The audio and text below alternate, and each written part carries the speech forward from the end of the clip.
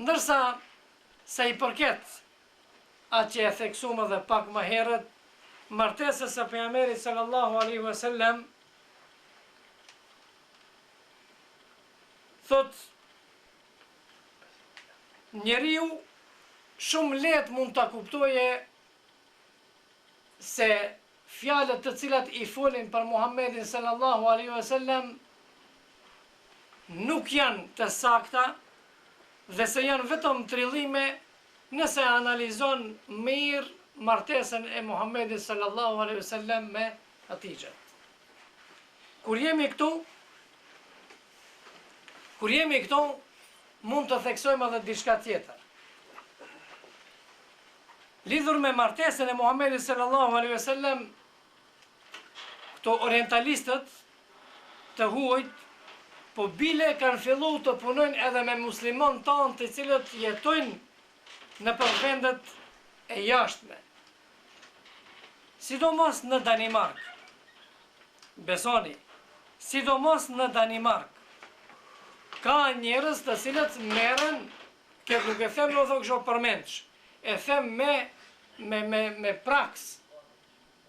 Kam disa prej familjes atje, unë për herë të parë kam dëgjuar domethënë prej atyre që të më tregojnë diçka domethënë edhe të kërkojnë sqarime lidhur me martesën e Muhammedit sallallahu alaihi wasallam.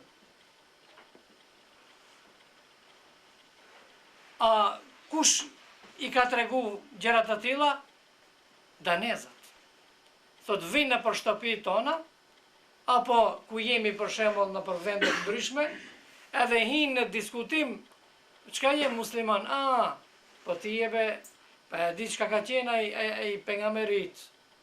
Ai ka qenë e pshor. E pshor ka qenë. Ai është martuar me kaq. Është martuar me Aishen, e cila ka qenë shumë e vogël në krahasim me atë. Por Allahu xhaleshanu çdo gjë e ka përgatitur para kohë. Si? Nëse analizojmë martesën e Muhammedit sallallahu alaihi wasallam me Hatixhen, kjo është një farë, si që përmenda, një grusht ndaj të gjitha atinve akuzave që mundohen të t'ja bëjnë Muhammedit sallallahu alaihi wasallam. Pse?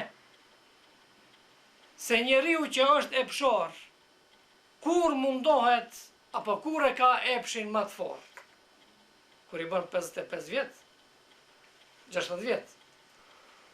Normal se e ka prej 25, pavarësisht prej 20, deri në 50 më shumë.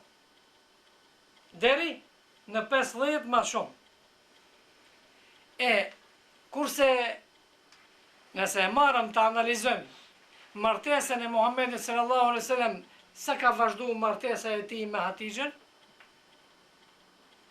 Martesa e tij ka vazhduar me Hatixhen kur derisa pejgamberi alayhis salam parafërsisht ishte 50 vjeçar. Domethënë 25 vjet martesë ka qu me Hazreti Hatixhen.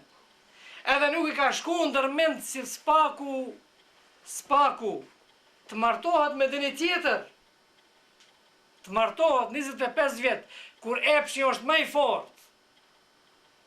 Ashtu, nuk i ka shku ndërmend të martohet me dini tjetër. Edhe sikur spaku, sikur ta kish bën një gjë të tillë, nuk do të ishte një gjë e çuditshme, jo e çuditshme, po asgjë nuk do të ishte, pse se e rëndomt është ata në atë shoqëri, apo ka qenë e rëndomt më së tepërmi në atë shoqëri, në atë kohë, që me di se gruan e ditë mund ta marrë, ashtu. Por se ka bo. Edhe pse ajo sa i ka pas? 40 vjet, kisa 25 vjet. E tash, a ka arsye? Kur u martua Muhammedi sallallahu alaihi wasallam me Aishën? Kur? Pasi që vdiq Hazreti Hatixha. Hazreti Hatixha sa vjeçare ishte kur vdiq? Kishte 65 vjet. Muhammedi sallallahu alaihi wasallam do të thënë afër 50 vjet. E tash, a thua një njeri e pshor, mund të qëndroj për shembull me një plak, me një plak, edhe tradita ja ka mundësu që të martohet edhe me treja, edhe me tjera plot, por Muhamedi sallallahu alaihi wasallam nuk e ka bënë gjë të tillë. A thua kur i bëni 50 vjet, atëherë më thonë kishte epshaj? Edhe ajo pse e ka martua Muhamedi sallallahu alaihi wasallam Hazreti Aishën, në më thonë, me një mosh që ka qenë shumë më e re se pejgamberi sallallahu alaihi wasallam, kur pasi që i ka bo 50 vjet, ashtu, edhe ajo i ka ato urtit e veta, pse? Ama as pak nuk ka të bëjë me atë se ka qenë e pshar. E kundërta. E kundërta. Se kjo është e fakt, të gjithë ne e dim. E kundërta.